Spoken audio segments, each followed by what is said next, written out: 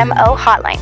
What can clients do to make the RFP process more attractive to agencies as well as more streamlined? So this is a great question and one that's quite a hot topic at the moment. I would say start with clarity and purpose. It's really important to define the problem that we're trying to solve together and not just give us a list of deliverables. And I think hand in hand with that goes setting realistic and achievable objectives for the task at hand.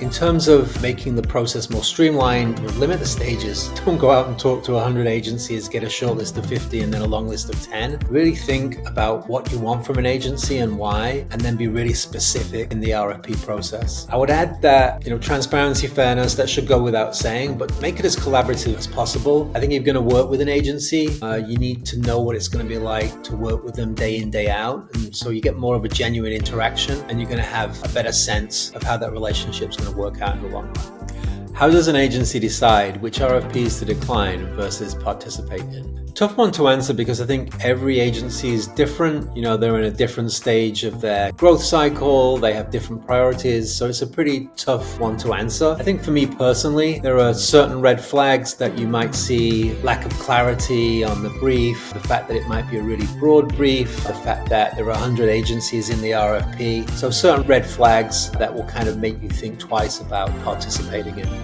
Are agencies familiar with procurement, and how do they feel about having to work with procurement people? Another great question. I think most agencies are familiar with procurement and have spent time with procurement teams. I think the biggest mistake agencies make is treating them differently than clients. It's the same as any relationship. It's best when there's that transparency, honesty between you and ultimately the trust. And then I think on the procurement side, I think when they also focus or spend as much time on the relationship and the quality of the relationship as they do on things like scope of work and budget, they're often the most successful relationship between an agency and procurement.